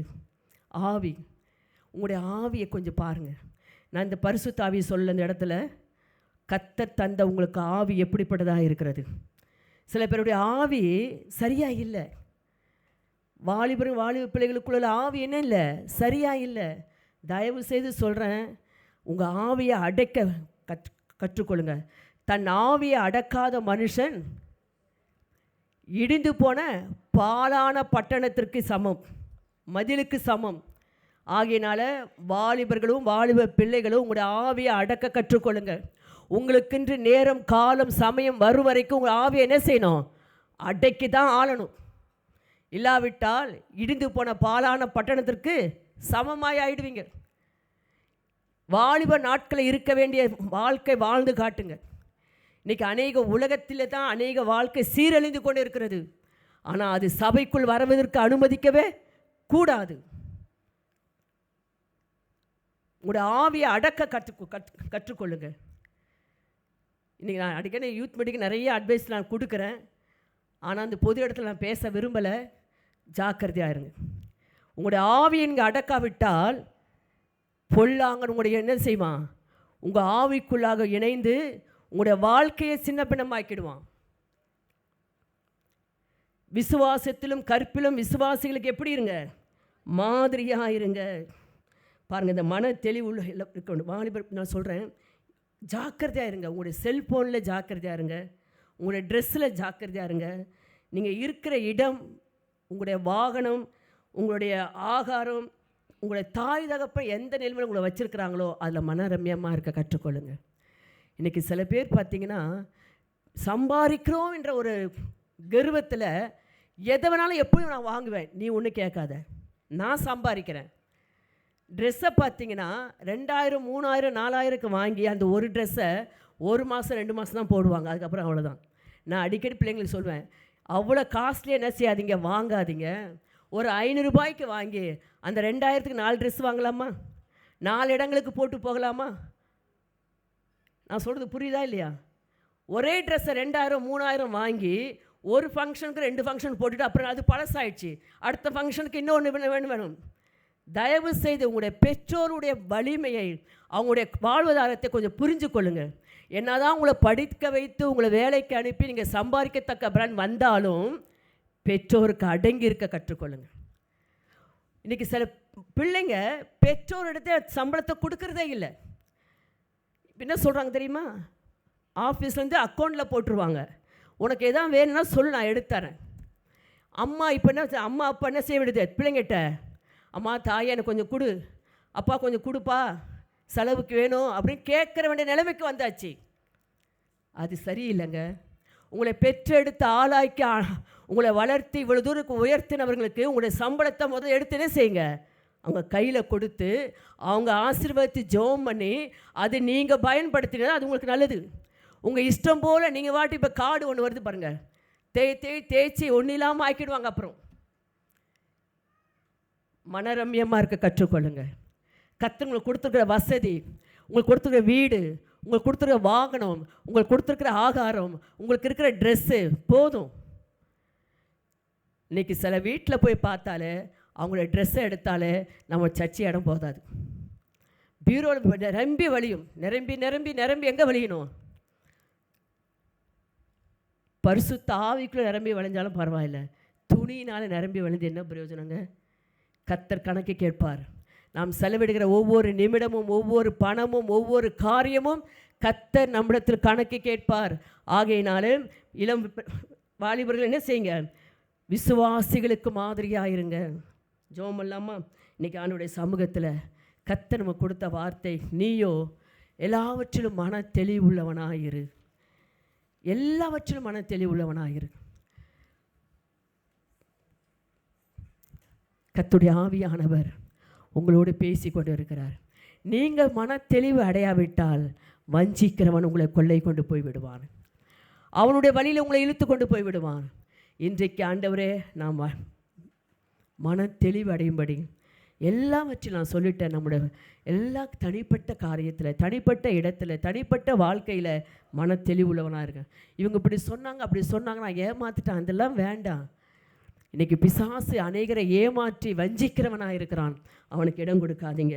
இன்றைக்கி ஆண்டவருடைய சமூகத்தில் ஆண்டவரே தந்திரமாய் வஞ்சிக்கிறவனிடத்திலிருந்து நான் தப்பித்து கொள்ளும்படி நான் மன தெளிவோடு நடக்க எனக்கு உதவி செய்யும். எத்தனை பேர் ஜெபிக்க ஆயத்தமாக இருக்கிறீங்க?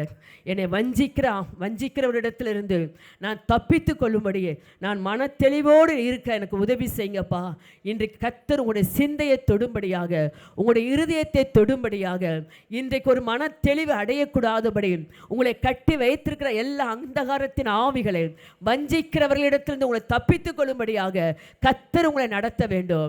இன்றைக்கு சபையை கர்த்தர் நடத்த வேண்டும். இன்றைக்கு அவருடைய கரத்தில் உங்களை ஒப்பு கொடுங்க. ஆண்டவரே, என்னையோ என் மனைவியோ என் குடும்பத்தையோ என் கணவரையோ என் பிள்ளைகளையோ என் பெற்றோரையோ இன்றைக்கு ஆண்டவரே நான் உம்முடைய கரத்தில் ஒப்பு கொடுக்கிறேன். நான் மன தெளிவு அடைந்து வஞ்சிக்கிறவரிடத்தில் என் குடும்பத்தை பாதுகாக்குங்க, அதை பாதுகாத்து கொள்ள உதவி செய்யும். என் கணவரை பாதுகாத்து கொள்ளுங்க, என் மனைவியை பாதுகாத்து கொள்ளுங்க, என் பிள்ளைகளை பாதுகாத்து கொள்ளுங்க. கேளுங்க, இப்பொழுது கர்த்தருடைய ஆவியானவர் வஞ்சிக்கிறவரிடத்தில் உங்களை பாதுகாக்க வேண்டும்.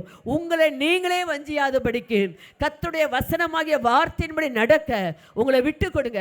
ஆண்டவரே, கர்த்தருடைய வசனத்தை நான் கேட்கிறேன், நான் வாசிக்கிறேன், ஆனால் அதன்படி நான் நடக்காமல் போய் கொண்டு இருக்கிறேன், அதனால நான் வஞ்சிக்கப்பட்டு கொண்டு இருக்கிறேன் என்ற வசனத்தின் மூலமாக என்னோடு பேசினீங்களே, இன்றைக்கு அந்த வசனத்திற்கு நான் நடுங்குகிறேன்ப்பா. என் வசனத்திற்கு நடுங்குகிறவர்களை நோக்கி பார்ப்பேன் என்று சொன்னவர் இன்றைக்கு அந்த வசனத்திற்கு நடுங்கும் பொழுது கர்த்தர் உங்களை நோக்கி பார்க்கிறார். ஆமென், ஆமென், ஆமென், ஆமென். இன்றைக்கு பரிசுத்த ஆவியானவர் ஒவ்வொரு மேலும் ஒரு தெளிந்த புத்தியை கர்த்தர் கட்டளையிடுகிறவராக இருக்கிறார். சொல்லுங்க, ஆண்டவரே, நான் நீதி செய்கிறேன்ப்பா, இனி அநீதியான காரியங்களுக்கு நான் துணை போக மாட்டேன், அநீதியான காரியங்களை நான் செய்ய மாட்டேன். இனி ஆண்டவரே, நான் நீதியை மாத்திரம் விரும்புகிறேன், நீதியை மாத்திரம் நான் செய்யும்படி என்னை அர்ப்பணிக்கிறேன். என்னுடைய குடும்பத்திலேயோ என்னுடைய வேலை ஸ்தலத்திலோ நான் இருக்கிற எந்த இடத்திலும் ஒரு நீதியானதை நான் விளங்க பண்றேன். சொல்லுங்க, இப்பொழுது கர்த்தருடைய ஆவியானவர் நீங்கள் நீதியை செய்யும் பொழுது கர்த்தருடைய பிள்ளைகளாக இருக்கிறீங்க, அவருக்குள் பிறந்தவர்களாக இருக்கிறீங்க, அவருடைய ஜனமாய் நீங்கள் இருக்கிறீர்கள். சத்துரு உங்களை காண முடியாது, சத்துரு உங்களை காண முடியாது. அநீதிக்கு நீங்கள் துணை போவீர்களானால், அநீதியான காரியங்களை நீங்கள் செய்வீர்களானால் அவன் உங்களை அடிமைப்படுத்துவான்.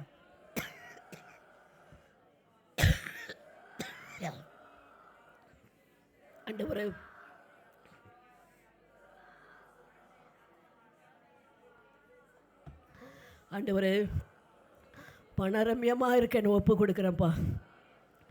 எந்த நிலைமையில் இருந்தாலும் தாழ்ந்திருக்கும் எனக்கு தெரியணும், வாழ்ந்திருக்கும் எனக்கு தெரியணும், பசியாக இருக்கும் எனக்கு தெரியணும். ஆண்டவரே, பட்டினியாக இருக்கவும் எல்லா இடத்திலும் எவ்விடத்திலும் நான் மனரம்யமாக இருக்க நான் கற்றுக்கொள்கிறேன்ப்பா. நான் போதிக்கப்பட்டேன்னு அப்போஸ்தலனாகிய பவுல் சொன்னார். கர்த்தர் உங்களுக்கு போதிக்கிறார். மனரம்யமாக இருக்க கற்றுக்கொள்ளுங்க. உங்களுடைய குடும்பத்தில் தேவையில்லாத செலவுகளை கொடுத்து கடன் பிரச்சனைக்கு உள்ளாகாதபடி, உங்களுடைய பணம் பற்றாக்குறைக்கு உள்ளாகாதபடி, இருக்கிறவைகள் போதும் என்ற ஒரு திருப்தியோடு மனரம்யமாய் நான் வாழ என்னை அர்ப்பணிக்கிறேன்ப்பா. யாரெல்லாம் உங்களை அர்ப்பணிக்கிறீங்களோ இன்றைக்கு கர்த்தர் உங்களுக்கு, அவர் உங்களை பார்த்து கொண்டு இருக்கிறார். இன்றைக்கு கர்த்தர் உங்களை பார்க்கிறார். மனரம்யமாக இருக்கிறவர்களை கிறிஸ்துவுடைய நிறைவான வளர்ச்சியின் அளவுக்கு தக்கதாக பூரண புருஷராகும்படி, ஒரு ஆவிக்குரிய ஜீவியத்தில் ஒரு முதிர்ச்சி அடையத்தக்கதாக கர்த்தர் உங்களை கொண்டு போக சித்தமுள்ளவராக இருக்கிறார். நீயோ எல்லாவற்றிலும் மன தெளிவுள்ளவனாயிரு. சொல்லுங்க, ஆண்டவரே, நான் ஒரு ஆவிக்குரிய ஜீவியத்தில் நான் வளர்ச்சி அடைந்தேன் என்று சொல்வதை விட நான் முதிர்ச்சி அடையணப்பா, நான் முதிர்ச்சி அடையணும். ஆண்டவரே, எத்தனை வருட விசுவாசியாக இருந்தோம், இன்னும் நான் முதிர்ச்சி அடையாமல் இருந்து கொண்டு இருக்கிறேனே, என்னை மன்னிங்கப்பா. சின்ன சின்ன காரியங்களுக்கெல்லாம் நான் கோவப்படுறேன், சண்டை போடுறேன், வாக்குவாதம் பண்ணுறேன், எதிர்த்து நிற்கிறேன். புறங்கூறுகிறேன், கலகம் பண்ணுறேன். வேணாம் ஆண்டவரே, நான் ஆவிக்குரிய முதிர்ச்சி எனக்கு வேண்டும். எனக்குள்ள ஒரு ஆவிக்குரிய முதிர்ச்சி எனக்கு கட்டளையிடுங்க. இன்றைக்கு கர்த்தர் ஒவ்வொரு மேலும் தம்முடைய நிறைவான வளர்ச்சியின் பூர்ண புருஷராகும்படி கர்த்தர் தம்முடைய அபிஷேகத்தை உங்கள் மேல் ஊற்றுகிறார். கர்த்தர் தம்முடைய அபிஷேகத்தை உங்கள் மேல் ஊற்றுகிறார். நிறைவான ஒரு கிறிஸ்துவுடைய நிறைவான வளர்ச்சிக்கு தக்கதாக நீங்கள் பூர்ண புருஷராக வேண்டும். சபை பூர்ண புருஷராக வேண்டும் என்பது தேவனுடைய சித்தம். இன்றைக்கு நீங்கள் பூரண புருஷராகும் வரைக்கும் கர்த்தர் உங்களை நடத்தும்படியாக அவர் தம்முடைய ஆவியை உங்களுக்குள்ள கட்டளையிட்டுக் கொண்டிருக்கிறார். பெற்றுக்கொள்ளுங்கள். இன்று முதல் கர்த்தர் அவருடைய நிறைவான வளர்ச்சிக்கு நேராக உங்களை, உங்களுடைய குடும்பத்தையும், உங்களுடைய பிள்ளைகளையும் நடத்தி கர்த்தருடைய வருகைக்கென்று உங்களை ஆயத்தப்படுத்தும்படியாக கர்த்தர் சித்தமுள்ளவராக இருக்கிறபடினாலே கர்த்தர் இன்றைக்கு நம்மளோடு பேசின வார்த்தையின்படி ஒவ்வொருவருக்கும் கர்த்தர் அந்த கிருபைகளை கொடுத்து நடத்துவாராக. ஆண்டவரே, உமக்கு நன்றி செலுத்துகிறோம். எங்களோடு பேசின ஆண்டவர் நாங்கள் கேட்கிறவராய் மாத்திரம் அல்ல, அதன்படி செய்கிறவராய் எங்களை மாற்றுவீராக. வந்த ஒவ்வொருவரும் அப்படியாய் மாற்றி நீர் அனுப்புவதற்காக உமக்கு நன்றி. தொடர்ந்து நீர் பாதுகாத்துக் கொள்ளும். ஒவ்வொருவரையும் ஆசீர்வதித்து அனுப்பும். எல்லா துதியும் கனமும் மகிமையும் உமக்கே செலுத்துகிறேன். இயேசுவின் நாமத்தில் ஜெபங்கள் நல்ல பிதாவே, ஆமென். ஆமென். கர்த்தர் உங்களை ஆசீர்வதிப்பாராக.